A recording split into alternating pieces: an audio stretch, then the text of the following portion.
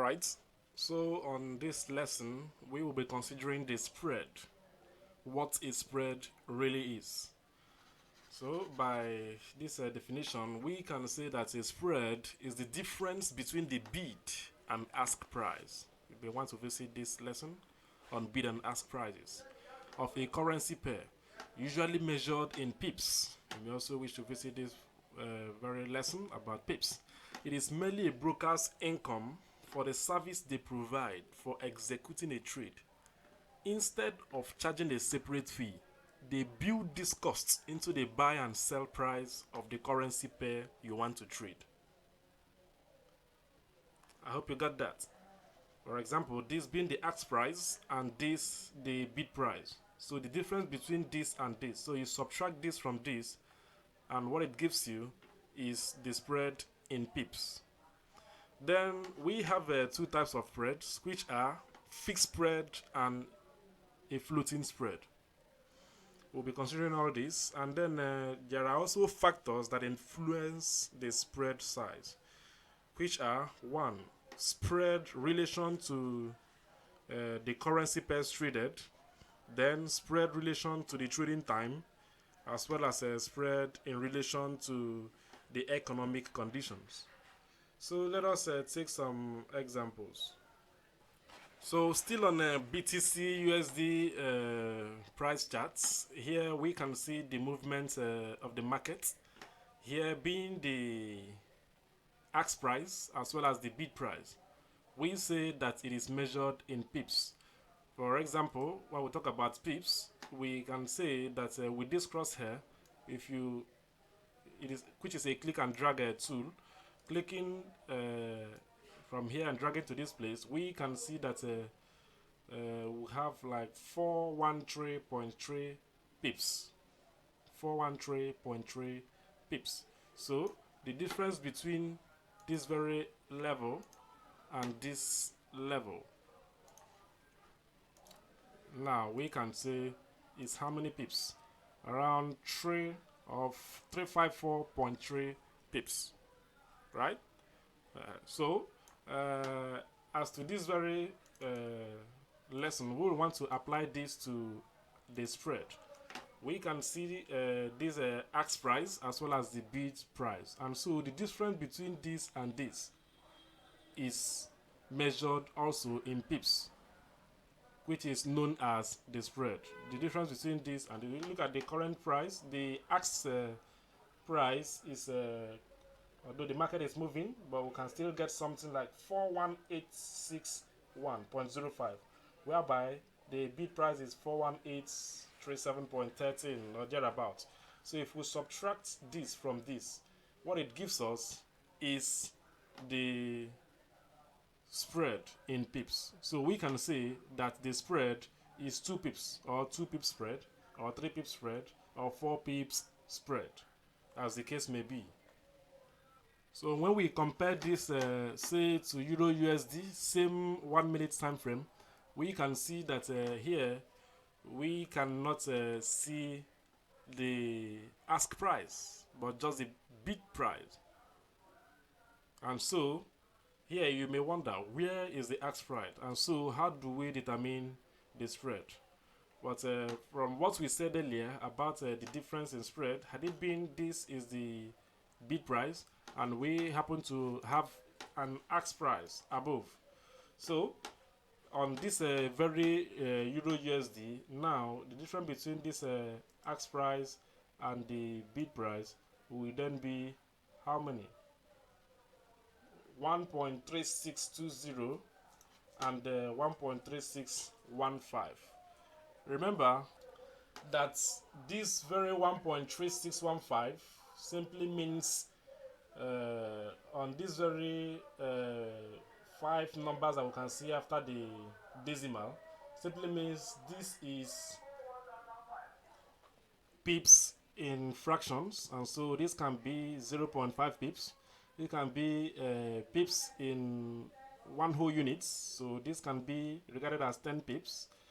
Then this is also pips in tens, so this can be regarded as 60 pips. And then this is pips in 100, so this can be 300 pips, pips in 1000, and so this 1000 pips. You will learn more of this when you get to pips. So if we should subtract from this to this, we will have 0.5 pips, of which 0 minus 5, it gives nothing. So borrowing 1 from here, giving it to this, becomes 10 minus 5 is equal to 5, and so this other ones becomes 0, 0, 0, 0, so 0.5 pips. So now we can say that the difference in pips is 0.5, and so it can also vary. So the cost of this difference in pips, which is 0.5, the cost of this spread rather is where the brokers make their money. That is where they include their own, they make their own income. So there are some brokers who claim to give you zero commission. They are trying to tell you that we do not take commission, but it simply means that the commission is incorporated in the pips, in the spread rather. So the cost of this very just like the bid and the ask price that we discussed earlier. Let us make this tomato being the ask price and the bid price, that whenever you want to sell the market at this very point, that the broker buys it from you at the bid for is a buy. Whenever you want to enter into a buy position, they will have to give it to you at the ask price, which simply means they sell the currency more than it will cost them to buy it. Just like we also said, as for a sell or for a sell position, they will have to buy it from you. And so when buying it, they will buy the currency less from you than they will receive when selling it. So for a sell, they will give you at the bid price, and then for a buy, they will give you at the ask price. Let's not get it complicated. We also said that there are two types of spread, which are the fixed spread as well as the floating spread. If you watch closely on this spread, you will see that there is changes or fluctuations in the difference. Now it is from here to here. If you calculate the number of pips, you will see that it changes. At some point, you see it gets wider.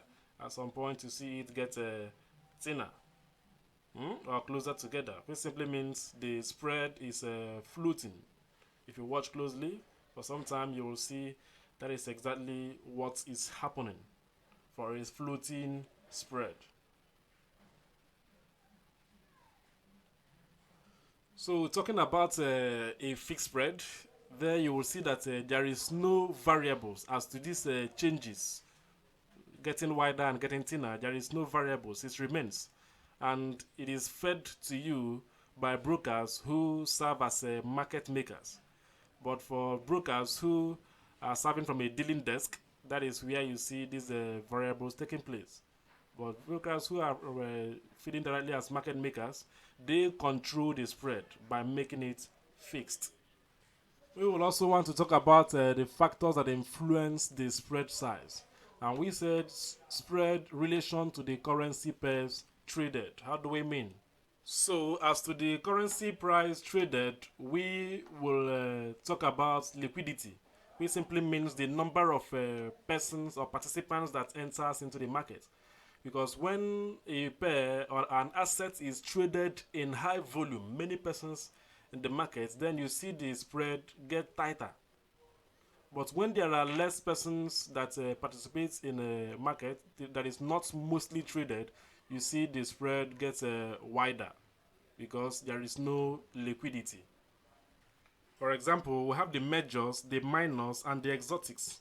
And the majors are traded in large volumes, and so their spreads are lesser. But the exotics as well as the minors you can see that their spreads are a bit wider than the majors because they are less traded, and thereby the spread is affected by getting wider with time. So when we also talk about the influence of the spread size in relation to the trading time, we know that there are different trading sessions, from the Asian session to the London session to the New York sessions and wherever. So in these sessions, we also have a session overlap. Hmm? Let us open the chart. So talking about trading sessions, we can see it's London, New York, Sydney, Tokyo. And if the time you are entering in the market, it is not a regular time that traders do participate in the market, that simply means there will be no much traders to enter into the market, and so there will be low liquidity, thereby widening the spread. But when it is a regular time when many traders enter into the market, like London and New York session, as well as uh,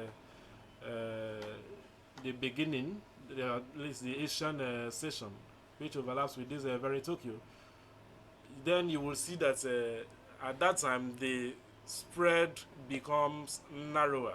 But the most especially the London and New York session are the period when most traders participate in the market.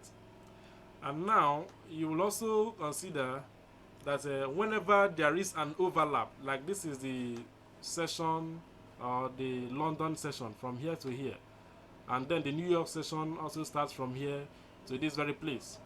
So if you watch from here to here, there is an overlap between the London and the New York session. So when the people in this region are still in the market about to exit, this other region are already in the market, thereby increasing the market participants. So in this very period that is overlapped, then you will also experience narrower spread because there are much market participants that have entered into the market. So this is another factor that influence the spread. So another factor influencing the spread size is also in relation to the economic conditions. So unexpected events are very difficult for us to prepare for, even as we may be looking at the economic calendar. So there are some geopolitical or economic conditions, events that may take place, and then you see the spread gets wider. Why? Because the brokers secures themselves against loss because they will not know the actual price or exchange rate at which they will accept your order from you.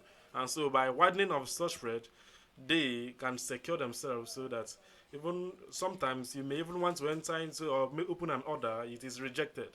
But sometimes if it is widened, you can see that it is accepted because they cannot exactly pin the exact exchange as at that point based on those economic conditions to give to you as they accept your order. So it is also good to note that those brokers who profess to give you raw spread or zero spread, it is not actually that raw as the case may be, or zero, because there is always a slight difference. But what they do is to give you the lowest spread possible as they can as you are entering into the market. So while you see it as it is very tight, there is also a slight difference in pips. So generally, you have to remember this very first sentence, that a spread is that very difference between the bid and the X price of a currency pair measured in pips. And that is where brokers make their money for executing a trade. So instead of charging a separate fee like a commission, of which I will also discuss commission separately on another lesson, they build this cost into the buy and sell price of the currency pair you want to trade, known as the spread cost.